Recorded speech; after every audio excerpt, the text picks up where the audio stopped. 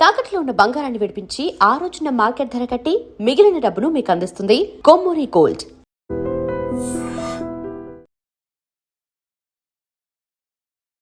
శ్రీ గణేశ శారదా దత్తాత్రేయ సద్గురు పరబ్రహ్మణే నమః.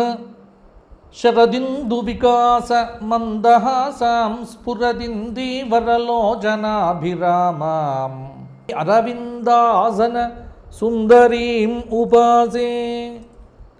శ్రీకల్యాణగుణావహం రిపుహరం దుస్వప్నదోషాభగం గంగాస్నాన విశేష పుణ్యఫలదం గోదానదుల్యం నృణాం. ఆయుర్వృద్ధిదముత్తమం శుభకరం సంతాన సంపత్ప్రదం నానాకర్మసు సాధనం సముచితం పంచాంగమాకర్ణ్యతాం. స్వధర్మ ప్రేక్షకులందరికీ పరాభవనామ సంవత్సర ఉగాది శుభాకాంక్షలు, ఆశీస్సులు. సకల శుభాలను అనుగ్రహించేది, సకల దోషములను హరింపచేసేది, గంగానదిలో స్నానమాచరించినంత పుణ్యమును ఇచ్చేటువంటిది, గోదాన భాగ్యమును అనుగ్రహించేది, ఆయురారోగ్య విద్యా బుద్ధులను సత్సంతానాన్ని ప్రసాదించేటువంటి, సకల కర్మలను చక్కగా మనకు పుణ్య కర్మలను ఆచరింపజేసేటువంటి సంవత్సర మాస పక్ష తిథివార నక్షత్ర కరణ యోగాలతో కూడినటువంటి పంచాంగమునకు నమస్కారము చేస్తూ, ఈ పంచాంగము మీ అందరినీ అనుగ్రహించుగాక, మీకు కాలము చక్కగా సద్వినియోగం అవ్వాలి అని ఆశీర్వచనం తెలియచేస్తూ, కాలగమనంలో ఒక సంవత్సరం గడిచిపోయింది. ఇది పరాభవనామ సంవత్సరం అనే పేరుతో మన ముందుకొచ్చింది. యుగాది అంటే బ్రహ్మదేవుడు సృష్టి చేసిన మొదటి రోజు అని అర్థం. ఇలా ఆరంభమైనటువంటి సృష్టి నేటికి 198,88,85,126 సంవత్సరాలు గడిచి 127వ సంవత్సర ప్రారంభంలో ఉన్నాము. అంటే ఈ పరాభవనామ సంవత్సరము మనకు కలియుగం, అంటే సృష్టి ప్రారంభమైన తరువాత 28 మహాయుగాలు. ఈ 28వ మహాయుగంలో కృతయుగం, త్రేతాయుగం, ద్వాపరయుగం గడిచిపోగా కలియుగం ప్రారంభం కాగా, ఆ కలియుగంలో మొదటి పాదంలో 5127వ సంవత్సరంగా మన ముందుకొచ్చింది పరాభవనామ సంవత్సరం. పరాభవనామ సంవత్సరం మనకు ఆంగ్ల సంవత్సరం ప్రకారం 2026 మార్చి 19 నుంచి 2027 మార్చి వరకు. ప్రభవాది 60 సంవత్సరములలో 40వ సంవత్సరమే పరాభవనామ సంవత్సరం. ఇక్కడ పరాభవ అనేటువంటి పేరు ఏమిటి? పరాభవతి తస్య భావః కర్మవ, పరాభవాన్ని ఇచ్చే సంవత్సరం అని ఒక అర్థంలో తీసుకోవచ్చు. పరాభవం అనేటువంటి పదమునకు ఓటమి, అగౌరవం, అవమానం, ఇలా చాలా నానా అర్థాలు కనిపిస్తూ ఉన్నాయి. పరాభూతః తిరస్కృతః జనైరితి పరాభవః అని ఈ పరాభవ శబ్దమునకు వ్యుత్పత్తి కూడా చెప్పడం జరిగింది. అంటే అధికార మదం, అనైతికత, అసత్యం మొదలైనటువంటి వాటితో నిత్యం గడిపేటువంటి వారిని, అట్లా బతికేటువంటి వారికి ఓటమిని కలిగించే సంవత్సరం పరాభవనామ సంవత్సరం. కాబట్టి పేరును చూసి భయపడకండి. పేరులో ఏదో జరిగిపోతుంది అని కాదు, కానీ జాగ్రత్తగా ఉండమని అగ్నిపురాణం మనకు చెబుతోంది. ఈ పరాభవనామ సంవత్సరం 12 మాసములతో పాటు అధిక జ్యేష్ఠ మాసమును మన ముందుకు తెచ్చింది. 384 రోజుల పరాభవ నామ సంవత్సరం మీ అందరికీ బాగుండాలి అని కోరుకుంటూ పంచాంగ పఠనం అనేటువంటిది ఇక్కడ నేను ప్రారంభం చేస్తున్నా. పంచాంగంలో ముందు పరాభవ నామ సంవత్సర శ్లోకం ఉంటుంది ఒకటి. ఏం జరుగుతుంది ఈ పరాభవ నామ సంవత్సరం అంటే, పరాభవాబ్ధే రాజానః ప్రాప్నువంతి పరాభవం భవంతి క్షుద్రధాన్యాని ప్రభూతాని సువృష్టయః. పరాభవాబ్ధే రాజానః ప్రాప్నువంతి పరాభవం. ఈ పరాభవ నామ సంవత్సరంలో రాజులకు పరాభవం కలుగుతుంది. అలాగే దేశంలో రాష్ట్రాల్లో చక్కగా వర్షాలు కురుస్తాయి.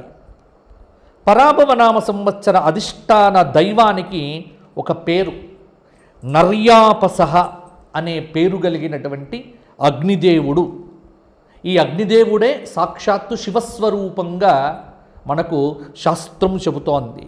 2 చేతుల్లో పరశువు అగ్నిశిఖను ధరించి అభయ వరద హస్తాలు చూపుతూ అశ్వాలు పూంచిన రథంపై వాయు వరుణ దేవతల సమేతంగా అగ్నిదేవుడు మనకు దర్శనమిస్తాడు. గండ్రగొడ్డలి చేత పట్టుకొని ఉన్నటువంటి వాడు సాక్షాత్తు ఈశ్వరుడే.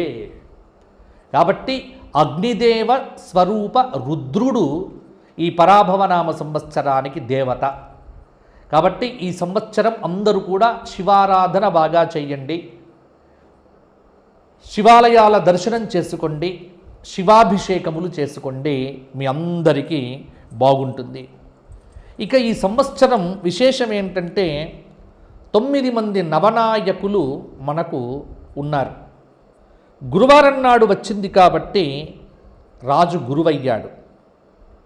కాబట్టి నవగ్రహాధిపతులు నాయకులుగా వ్యవహరించేటువంటి ఈ నవనాయక ఫలితములలో పరాభవనామ సంవత్సరానికి బృహస్పతి రాజయ్యాడు. దాదాపుగా 9 గ్రహముల ఆధిపత్యముల్లో 7 శుభగ్రహములకు ఆధిపత్యం, 2 పాపగ్రహములకు ఆధిపత్యం రావటం చేత ఈ పరాభవనామ సంవత్సరంలో ప్రజలకు శుభాలు అధికంగా జరుగుతాయి అనేటువంటి ఒక సూచన మనకు కనిపిస్తూ ఉన్నది. గురువు రాజయ్యాడు. పాలకులు ప్రజా ఆమోదమైనటువంటి నిర్ణయాలు తీసుకుంటారు. సుభిక్షంగా పంటలు పండుతాయి. మంత్రి కుజుడయ్యాడు. అగ్ని ప్రమాదాలు జరిగే ఆస్కారం కూడా లేకపోలేదు. సేనాధిపతి చంద్రుడయ్యాడు. ముఖ్యంగా సేనాధిపతి కనుక చంద్రుడైతే వర్షాలు బాగా కురుస్తాయి అని మనకు శాస్త్రం చెప్పింది. అలాగే ఈ సంవత్సరం ఉన్నటువంటి ఇంకొక విశేషం ఏమిటి అంటే, ఈ సంవత్సరంలో సస్యాధిపతి గురువయ్యాడు, ధాన్యాధిపతి బుధుడయ్యాడు, అర్ఘాధిపతి చంద్రుడయ్యాడు, మేఘాధిపతి చంద్రుడయ్యాడు, రసాధిపతి శనైశ్చరుడయ్యాడు, నీరసాధిపతి గురుడయ్యాడు. కాబట్టి నవనాయక ఫలితములు మంచి ఫలితములుగానే మనకు గోచరిస్తూ ఉన్నాయి. ఈ పరాభవనామ సంవత్సరంలో గురుమౌఢ్యము జూలై 15 నుంచి ఆగస్టు 14 రోజు వరకు, అంటే 30 రోజులు, నెల రోజుల పాటు గురుమౌఢ్యమి. అందులో ఆషాఢశుద్ధ పాడ్యమి నుంచి శ్రావణ శుద్ధ విధియ కాబట్టి శూన్యమాసంలోనే గురుపౌఢ్యమి వచ్చింది కాబట్టి ముహూర్తములు ఎక్కడా కూడా పోలేదు. శుక్రమౌఢ్యమి అక్టోబర్ 19 నుంచి 29 వరకు 10 రోజులు మాత్రమే శుక్రమౌఢ్యమి. కాబట్టి ఈ సంవత్సరము ముహూర్తములకు ఇబ్బందులు అనేటువంటివి లేవు అని మీరందరూ కూడా తెలుసుకోవచ్చు. ఇక వాస్తుకర్తరి మే 4 నుంచి మే 29 వరకు, ఈ సమయంలో గృహప్రవేశాదులు మొదలైనటువంటివి ఏమీ చెయ్యకూడదు. ఇక ఈ పరాభవనామ సంవత్సరంలో జరిగేటువంటి విశేషాలు మొదలైనటువంటివి కూడా మనము ఇప్పుడు గ్రహచార రీత్యా కూడా చెప్పుకునేటువంటి ప్రయత్నం చేద్దాము. ముఖ్యంగా పరాభవనామ సంవత్సరంలో జగల్లగ్నమేమిటి, మీనలగ్నమేమిటి మొదలైనటువంటి అంశములను ఇప్పుడు సాకల్యంగా చెప్పుకుందాము. ఇక్కడ పరాభవనామ సంవత్సరంలో వర్షలగ్నం అనేటువంటిది మీనలగ్నం అయిపోయింది, జగల్లగ్నం అనేటువంటిది కర్కాటకమైంది. కాబట్టి లగ్న పంచమాధిపతి గురుడు కోణంలో ఉన్నాడు కాబట్టి భారతదేశానికి అద్భుతమైనటువంటి రోజులు రాబోతున్నాయి. ఇక్కడ సకాలంలో కొన్ని ప్రాజెక్టులు పూర్తవుతాయి, రసాయనములు మందులు వృద్ధి చెందుతాయి. ఈ సంవత్సరం పరాభవనామ సంవత్సర ఫలితాంశమును కనుక మనం చూస్తే జగల్లగ్నం మీనం కావటం, ఈ సంవత్సరం చతుర్థ కేంద్రంలో గురువు ఉండి లగ్నాన్ని వీక్షించడం చేత అధికారులు సహాయపడతారు.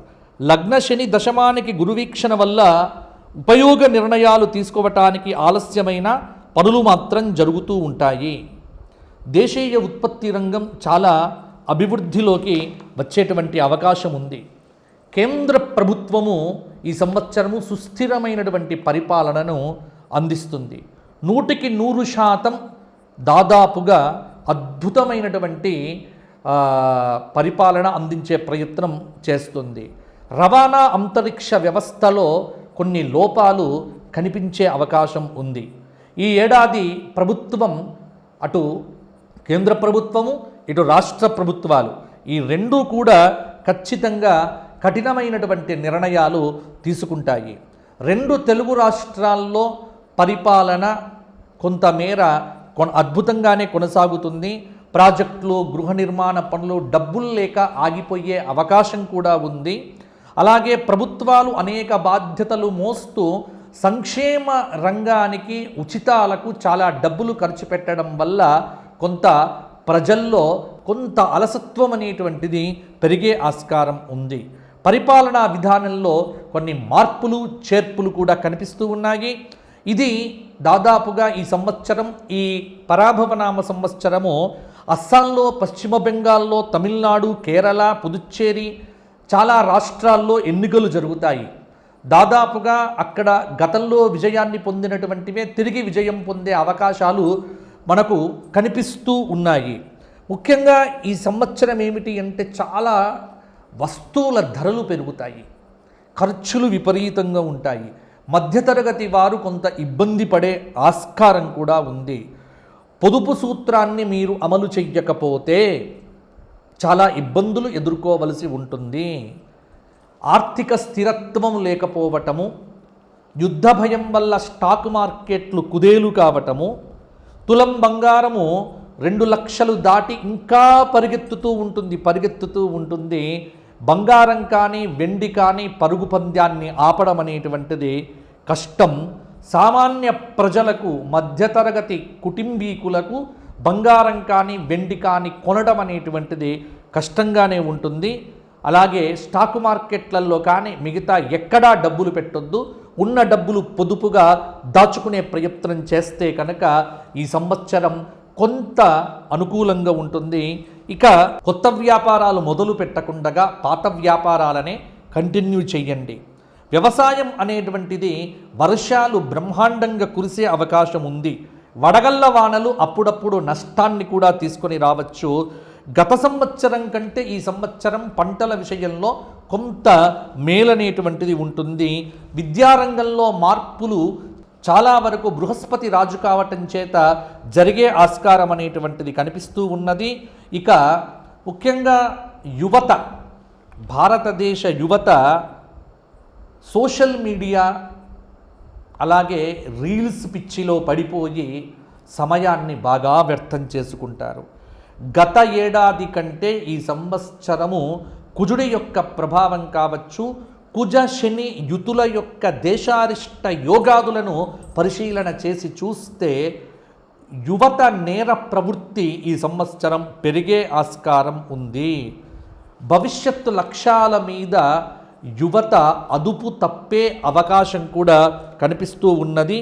ఏడాదిలో బృహస్పతి 3 రాశులు మారటం ఒక అరిష్టము అని చెప్పవచ్చు. ఉగాది నుంచి జూలై 10 వరకు కాలసర్ప యోగము, పంటలకు కాస్త ఇబ్బంది కలగవచ్చు. ఏడాదంతా మీనరాశిలో శని సంచారము చిన్న చిన్న ఇబ్బందులు ఉంటాయి. నవంబరు నుంచి డిసెంబర్ వరకు 10 వరకు గ్రహాల స్థితిగతుల కారణంగా ఇటు తెలుగు రాష్ట్రాల ముఖ్యమంత్రులు అటు భారతదేశ ప్రధానమంత్రి జాగ్రత్తగా ఉండవలసినటువంటి సమయము. కాబట్టి ఈ సంవత్సరము కాలసర్పాది యోగాలు కూడా ఉండటం చేత ఈ సంవత్సరము కొంత ఇబ్బందిగా ఉండేటువంటి ఆస్కారం కూడా ఉంది. అందువల్ల ప్రజలందరూ దైవికమైనటువంటి కార్యాలు చేయటం పట్ల, దైవ సంబంధమైనటువంటి కార్యక్రమాలు, దేవాలయ దర్శనాలు, ధర్మం వైపు ఎంత బాగుంటే అంతవరకు పరాభవనామ సంవత్సరం మీ అందరికీ కూడా కలిసి వస్తుంది. ఇక పరాభవనామ సంవత్సరంలో మనం మేషాది 12 రాశుల వారికి పరిహారాలు చెప్పుకునే ప్రయత్నం చేద్దాము. వీరికి ఎలా ఉన్నాయి టూకీగా నేను చెప్పేటువంటి ప్రయత్నం కూడా చేస్తాను. మేషరాశి అశ్విని 4 పాదాలు, భరణి 4 పాదాలు, కృత్తిక 1వ పాదం. ఆదాయం 11, వ్యయం 5, రాజ్యపూజ్యం 2, అవమానం 4. మేషరాశి వారికి ఈ సంవత్సరము కొంతమేర అనుకూలత, కొంతమేర ప్రతికూలత అని కూడా చెప్పవచ్చు. ఎందుకు అంటే మిశ్రమ ఫలితాలు. సరియైన నిర్ణయాలు తీసుకుంటేనే పురోగతి అనేటువంటిది సాధ్యమవుతుంది. అలాగే ఈ సంవత్సరము మేషరాశి వారికి 50% అనుకూల ఫలితాలు మాత్రం కనిపిస్తూ ఉన్నాయి. అలాగే డిసెంబర్ 6 వరకు లాభస్థానంలో రాహువు యొక్క సంచారం కార్యసిద్ధిని అనుగ్రహిస్తుంది. ఆర్థికంగా చాలా వెసులుబాటు ఉన్నప్పటికీ ఖర్చులు ఇబ్బంది పెట్టవచ్చు. వృత్తి, ఉద్యోగ, వ్యాపారముల యందు కొంత అఖండ విజయాలు సాధించే ఆస్కారం కూడా ఉంది. పదోన్నతులు ఉంటాయి. అభీష్ట సిద్ధి కలుగుతుంది.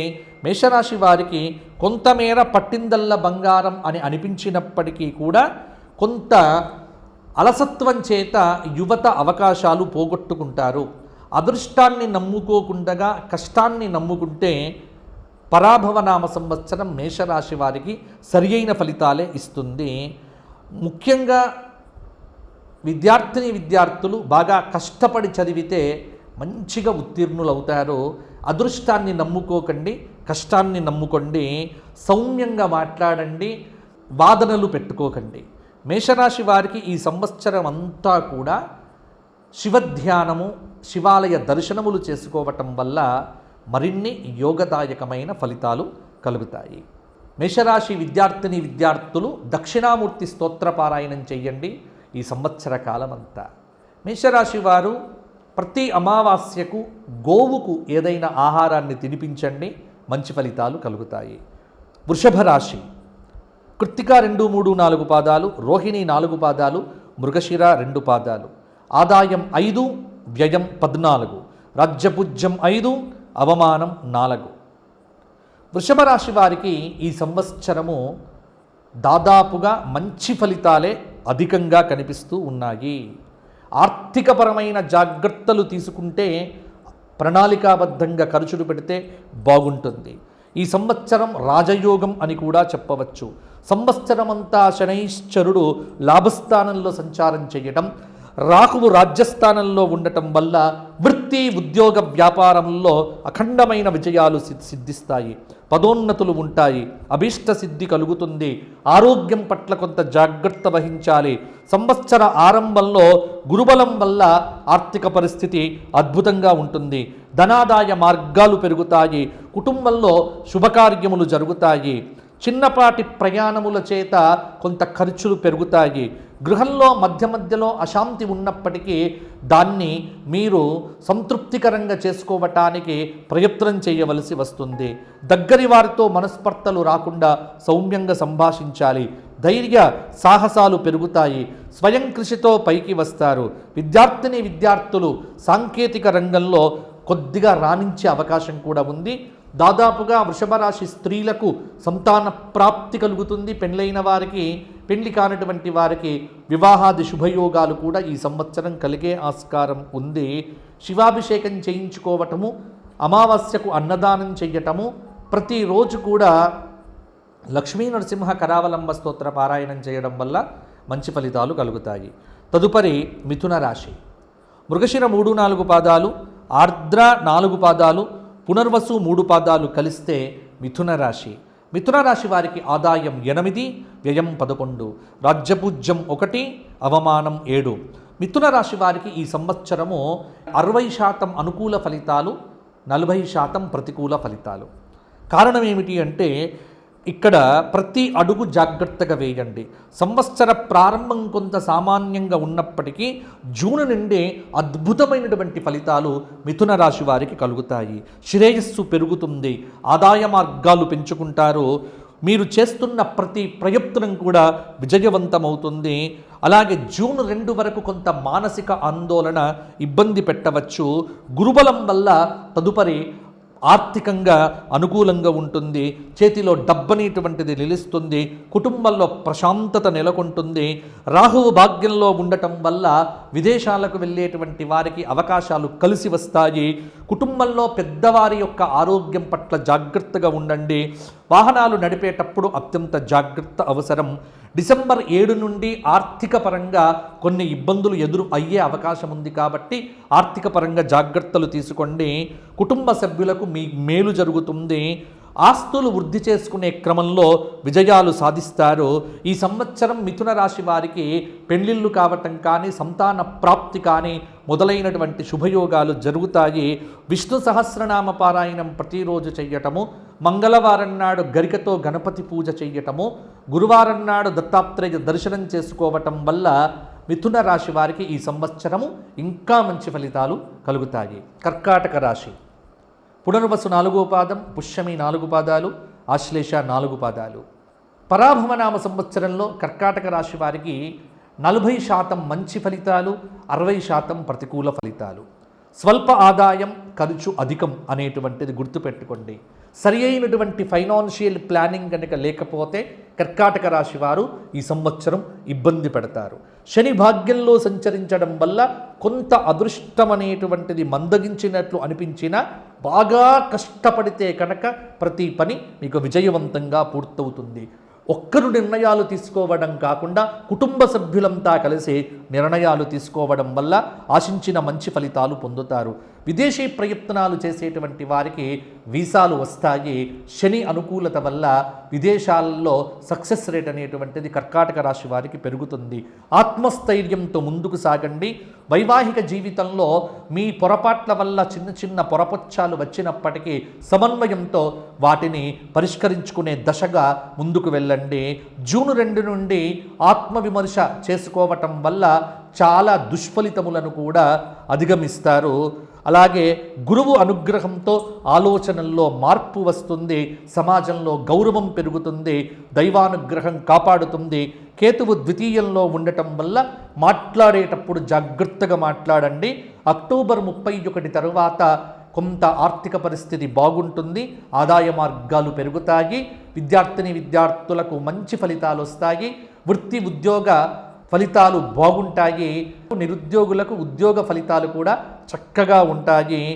పరాభవనామ సంవత్సరంలో కర్కాటక రాశి వారు శివారాధన విస్తృతంగా చెయ్యండి, శివాలయ దర్శనం చేసుకోండి, శివాయ గురవే నమః అనే నామమంత్ర జపం ప్రతిరోజు చెయ్యండి, మీకు బాగుంటుంది.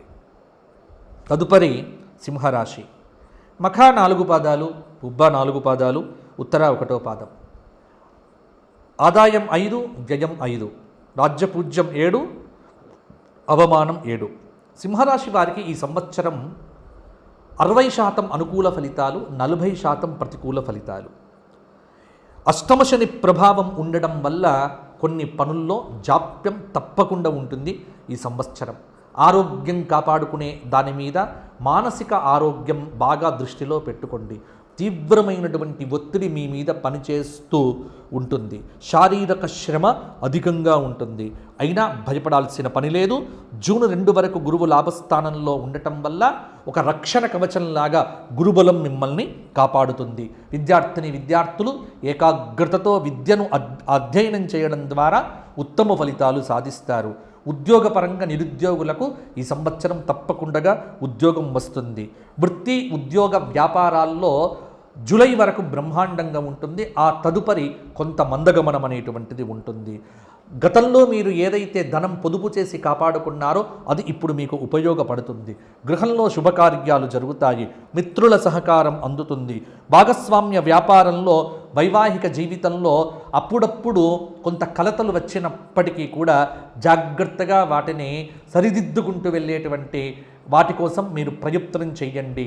కాబట్టి యువత ముఖ్యంగా సోమరితనాన్ని విడిచిపెట్టి పని చెయ్యండి. రీల్స్ మాయలో పడి జీవితాన్ని వ్యర్థం చేసుకోవద్దు.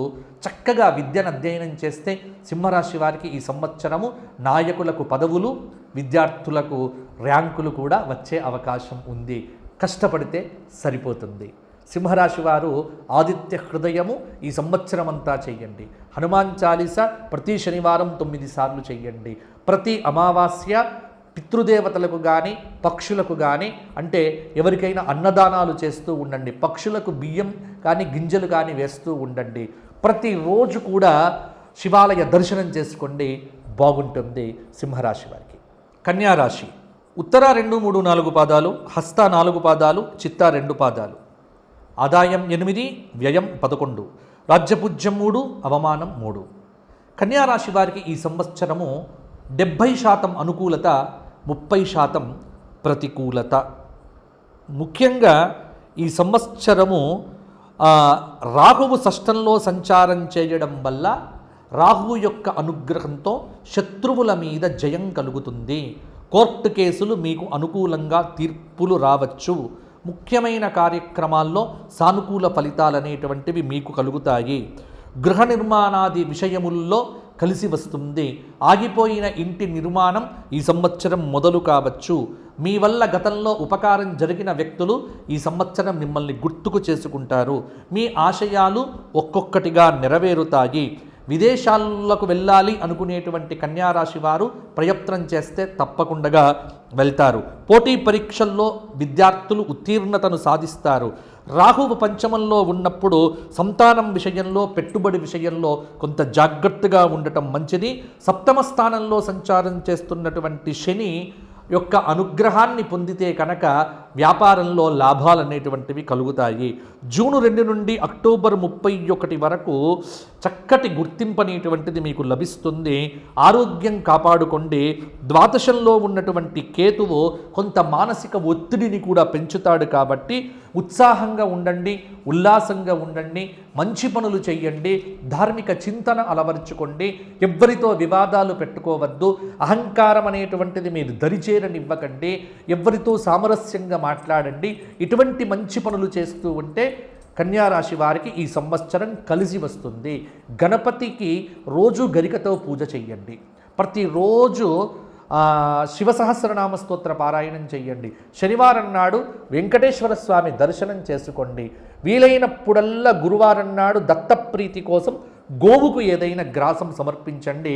ఫలితాలు మీకు అనుకూలంగా మారుతాయి. తదుపరి తులారాశి. ఆదాయం 5, వ్యయం 14, రాజ్యపూజ్యం 6, అవమానం 3. తులారాశి వారికి చిత్తా 3, 4 పాదాలు, స్వాతి 4 పాదాలు, విశాఖ 3 పాదాలు. ఈ సంవత్సరం బాగున్న రాశి తులారాశి అని చెప్పవచ్చు. 90% అనుకూలత, 10% ప్రతికూలత. గురుబలము, శని బలము, రాహుకేతువుల బలాలు, దాదాపుగా అన్ని గ్రహముల యొక్క యోగముతో తులారాశి వారికి ఈ సంవత్సరం మంచి ఫలితాలు కలగబోతూ ఉన్నాయి. రాజ్యపూజ్యం బాగుంది. అధికారం వస్తుంది. హోదా పెరుగుతుంది. ఉద్యోగంలో ప్రమోషన్లు వస్తాయి. ప్రతి విషయంలో కూడా అవకాశం అనేది మీరే మొదటి చేయిగా నిలుస్తుంది. వృత్తి ఉద్యోగాల్లో మీ మాటకు విలువ పెరుగుతుంది. తగినంత గుర్తింపును సాధిస్తారు. జీవితాన్ని మలుపు తిప్పే మంచి సంఘటనలు జూన్ నుంచి అక్టోబర్ మధ్యలో కూడా జరగవచ్చు. జూన్ 2 వరకు ఏ పనులు మొదలుపెట్టినా అవి దిగ్విజయంగా పూర్తి అవుతాయి. పిల్లలు విదేశాలకు వెళ్ళాలి, అక్కడ విద్యను అధ్యయనం చెయ్యాలి అనుకునే వారికి ఇది మంచి సమయము అని చెప్పవచ్చు. వృత్తిలో స్థిరత్వం ఉంటుంది. సకాలంలో ఏకాగ్రతతో పనిచేయటం చాలా అవసరము. ప్రశాంతతను మీరు పొందుతారు. పిల్లల చదువు విషయంలో కొంత ఏకాగ్రతను పెంచుకోండి. అలాగే స్థిరాస్తి వ్యవహారాల్లో కూడా తొందరపాటు వద్దు. నిరుద్యోగులు ఉద్యోగ అవకాశాలకు అన్వేషణ చెయ్యండి. తప్పకుండా ఉద్యోగం అనేటువంటిది మీకు ఈ సంవత్సరము వచ్చే అవకాశం ఉంది. ఆర్థిక పరిస్థితి గణనీయంగా మెరుగుపడుతుంది. సంతృప్తికరమైనటువంటి ఫలితాలను ఈ సంవత్సరం స్త్రీలు పురుషులు తులారాశి వారు సాధించగలుగుతారు. ఎంత శ్రమ చేస్తే ఫలితం అంత బాగుంటుంది తులారాశి వారికి. సంతానం విషయంలో కానీ పెళ్లిళ్ళ విషయంలో కానీ తొందరపాట్లు వద్దు. ఈ సంవత్సరం మీకు చక్కగా అన్ని రకాల శుభాలు జరిగే ఆస్కారం అధికంగా ఉంది. కొన్ని చోట్ల ప్రతికూలతలు, కొంత ఆరోగ్యం మీద ప్రభావము, డ్రైవింగ్ చేసేటప్పుడు కొంత ఇబ్బందికరమైన పరిస్థితులు, మైగ్రెయిన్ లాంటి నొప్పులు కూడా ఇబ్బంది పెట్టవచ్చు. కాబట్టి తులారాశి వారు ఈ సంవత్సరము హనుమాన్ చాలీస వదిలిపెట్టకండి. తులారాశి వారు ప్రతిరోజు విష్ణు సహస్రనామ స్తోత్ర పారాయణం చెయ్యండి, షట్పది స్తోత్ర పారాయణం చెయ్యండి, విష్ణు పంజర స్తోత్ర పారాయణం చెయ్యండి. వీలున్నప్పుడల్లా విష్ణు క్షేత్ర దర్శనం చేసుకోండి. తులారాశి వారికి అద్భుతమైన ఫలితాలు కలుగుతాయి. తదుపరి వృశ్చిక రాశి. విశాఖ 4వ పాదం, అనురాధ 4 పాదాలు, జ్యేష్ఠ 4 పాదాలు. ఆదాయం 11, వ్యయం 5, రాజ్యపూజ్యం 2, అవమానం 6. దాదాపుగా వృశ్చిక రాశి వారికి 80% అనుకూల ఫలితాలు అని చెప్పొచ్చు, లేకపోతే 70% వేసుకోవచ్చు. 30% ప్రతికూల ఫలితాలు. ఆదాయం బాగుంటుంది కానీ ఖర్చులు కూడా అంతే పద్ధతిలో ఉంటాయి. జూన్ 2 వరకు కొంత ఆర్థిక ఇబ్బందులు ప్రణాళికాబద్ధంగా లేకపోతే తప్పకుండా ఉంటుంది. కొంత ఆర్థిక సమస్యలు కూడా అప్పుడప్పుడు కలవర పెట్టవచ్చు. ఆరోగ్య సమస్యలు ఇబ్బంది పెట్టవచ్చు. జూన్ 2 నుండి అక్టోబర్ వరకు ఒక గురుబలం అనేటువంటిది మీకు జీవితంలో ఒక మలుపును తిప్పుతుంది. కష్టాలన్నీ తొలగిపోతాయి. పెద్దల నుంచి సహాయ సహకారాలు కూడా పొందుతారు. ఆర్థిక స్థితి మెరుగవుతుంది. ధనాన్ని పెంచుకోవటానికి ఈ సమయం సరి అయినటువంటి సమయము. దైవ దర్శనాలు వీలున్నప్పుడల్లా చేసుకోండి. అదృష్ట ఫలాలనేటువంటివి మీకు మాత్రమే దక్కవచ్చు. రాహువు చతుర్థంలో, శని పంచమంలో ఉండటం వల్ల ఇంట్లో మాత్రం మీకు ప్రశాంతత ఉండకపోవచ్చు. పిల్లల చదువు విషయంలో ఒక అలజడి అనేటువంటిది ఉంటుంది.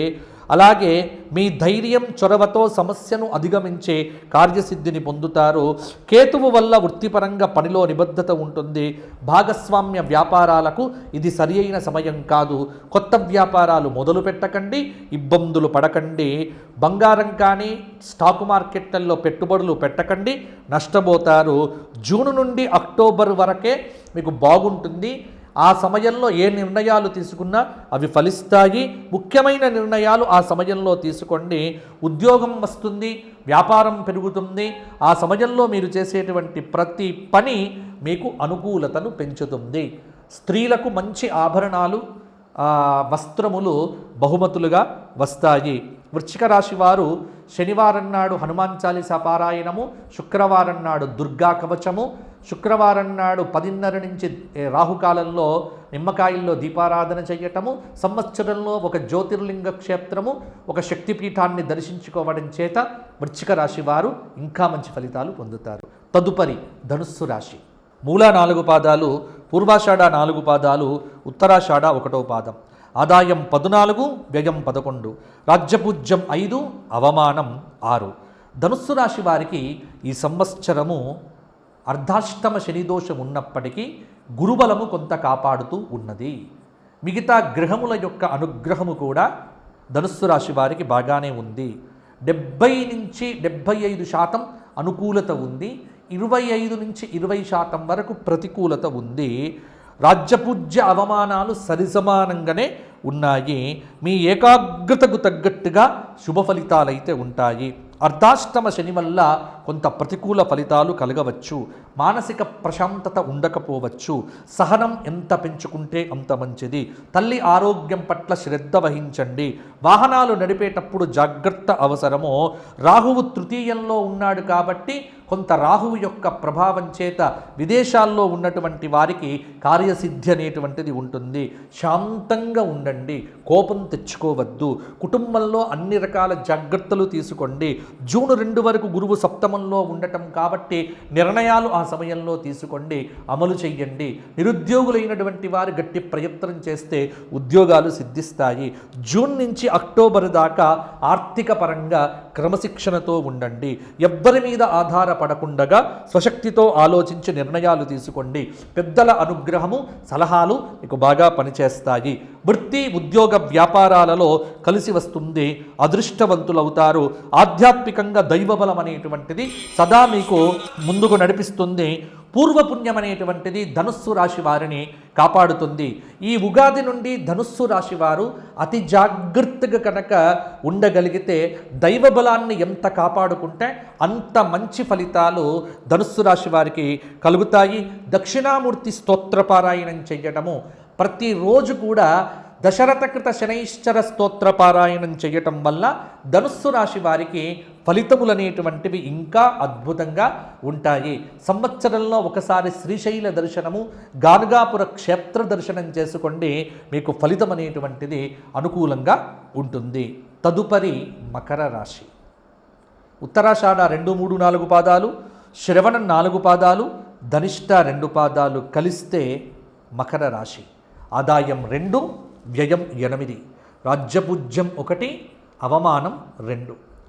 మకర రాశి వారికి కొంతమేర మాత్రమే సానుకూల ఫలితాలు అని కొంతమంది అంటున్నారు. కాదు, మకర రాశి వారికి 75% సానుకూల ఫలితాలు, 25% మాత్రమే ప్రతికూల ఫలితాలు అని నేను చెబుతాను. కారణం ఏమిటి అంటే, శని సంచారం వల్ల మకర రాశి వారికి ఈ సంవత్సరం అద్భుతమైన పురోగతి ఉంటుంది. ఎన్నో సంవత్సరాల నుంచి పడినటువంటి కష్టానికి ఈ సంవత్సరం మీకు మంచి ప్రతిఫలం లభిస్తుంది. ఆత్మవిశ్వాసంతో పనిచేస్తే కార్యసిద్ధి కలుగుతుంది. సకాలంలో బాధ్యతలను నిర్వర్తించడం ద్వారా తగిన గుర్తింపు ఉంటుంది. తగినంత సహాయ సహకారాలు లభిస్తాయి. గురుబలం వల్ల విద్యార్థులకు మేలు జరుగుతుంది. ఎంత ప్రయత్నం చేస్తే అంత రెట్టింపు విద్యాయోగం లభిస్తుంది. సంపూర్ణ జ్ఞాన ప్రకాశంతో పరిశోధనాపరమైన అభివృద్ధిని కూడా సాధించగలుగుతారు. ఆదాయ వనరులు సమకూర్చుకుంటారు. బుద్ధిబలం ద్వారా విద్యార్థులు ర్యాంకులు పొందుతారు. ఆస్తి పెంపొందింపజేసుకోవటానికి ప్రయత్నాలు చేస్తారు.